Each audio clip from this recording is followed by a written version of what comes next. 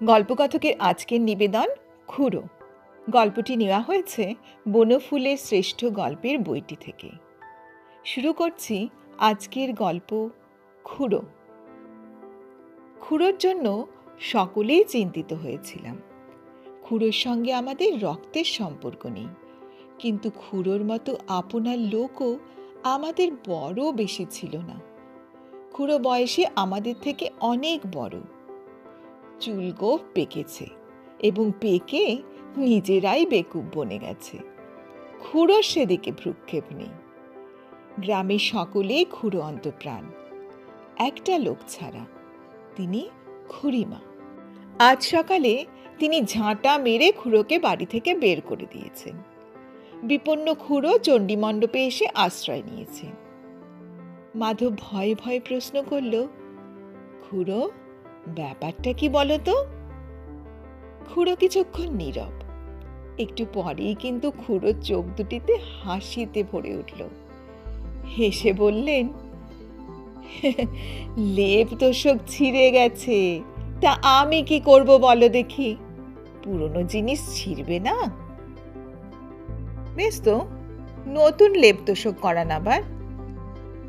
পাগল হয়েছিস তোরা? ওই লেপ তোষকে বেশ চলে যাবে এবছর। তাছাড়া টাকাই বা কোথায়? যা যা, তোরা বাড়ি যা, ওসব আমাদের নিত্যি লেগে আছে, একটু পরেই মিটে যাবে। বাড়ি যা তোরা। আমরা চলে আসলাম। বাড়ি গেলাম না, খুড়িমার কাছে গেলাম। খুড়িমা যা বললেন তা অপ্রিয় হলেও সত্য।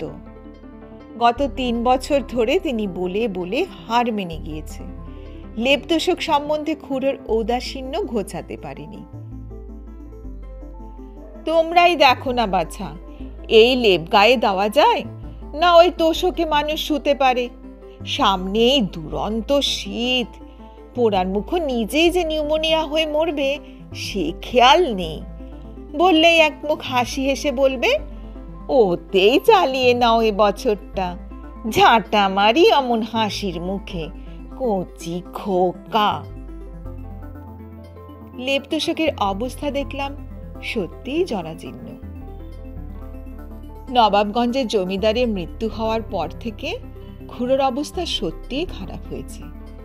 নানা সদ্গুণের জন্য নবাবগঞ্জের জমিদার মহাশয় খুড়োকে যথেষ্ট খাতির করতেন। তার দেওয়া 5 বিঘা লাখরাজ জমি থেকেই খুড়োর গ্রাসাচ্ছাদন চলে। তার জীবিতকালে খুড়োর অন্যান্য অভাবও তিনি মেটাতেন। তার পুত্র আধুনিক যুবক, এই জাতীয় বাজে খরচ তিনি পছন্দ করেন না। আত্মসম্মানী খুড়ো নবাবগঞ্জের জমিদার বাড়িতে যাতায়াত বন্ধ করেছেন। খুড়িমা কিন্তু মেয়ে মানুষ, অত সূক্ষ্ম তত্ত্বের ধার ধারেন না। তার যুক্তি সহজ, শীত পড়েছে, লেপ তোষক চাই। খুড়িমার কাছ থেকে বের হয়ে আসলাম। সকলে মিলে পরামর্শ করে ঠিক করলাম, খুড়োকে এবার শীতে কষ্ট দেওয়া যাবে না। 2 টাকা করে চাঁদা দিলে লেপ তোষক হয়ে যাবে। চণ্ডীমণ্ডপে ফিরে গিয়ে দেখি খুড়ো পাড়ার একদল ছেলের সঙ্গে মহা উৎসাহে গুলি খেলছে। আমাদের দেখলেন। কিরে, আবার ফিরলিছে তোরা? শুনুন।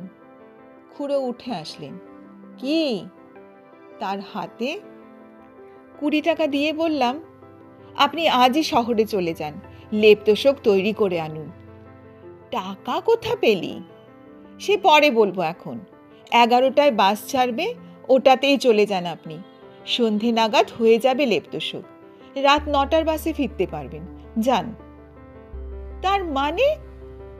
না না, যান আপনি, ও লেপ তোষকে এবছর আর চলবে না, আপনি চলে যান, বুঝলেন? খুড়োর হাতে নোট দুটো গুজে দিয়ে আমরা চলে আসলাম। একবার পেছন ফিরে দেখলাম, বিস্মিত খুড়ো নোট দুটো হাতে করে দাঁড়িয়ে আছে। সন্ধ্যা উত্তীর্ণ হয়ে গেছে। ভাবলাম, খুড়ো নিশ্চয়ই এতক্ষণে ফিরেছেন, দেখে আসা যাক কিরকম লেপ তোষক হয়েছে। খুড়োর বাড়ির দিকে অগ্রসর হলাম। বাড়ির কাছাকাছি যেতেই শুনতে পেলাম খুড়িমা তারস্বরে চিৎকার করছে। ব্যাপার কি? আমি বাড়ি ঢুকতেই খুড়ো হেসে বললেন, দেখ তো ভাই, জিনিসটা ভালো হয়নি?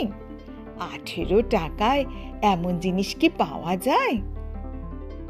দেখি খুড়ো একটা সেতার হাতে বসে আছেন। আজকের গল্প খুড়ো এখানেই শেষ হলো। আমার গল্প পাঠ যদি ভালো লেগে থাকে তাহলে লাইক করো এবং বন্ধুদের সঙ্গে শেয়ার করো। আমার চ্যানেলটি যদি এখনো সাবস্ক্রাইব না করে থাকো তাহলে প্লিজ সাবস্ক্রাইব করে দিও। আবার ফিরে আসবো পরবর্তী একটি গল্প নিয়ে, তাই সঙ্গে থাকার অনুরোধ রইল।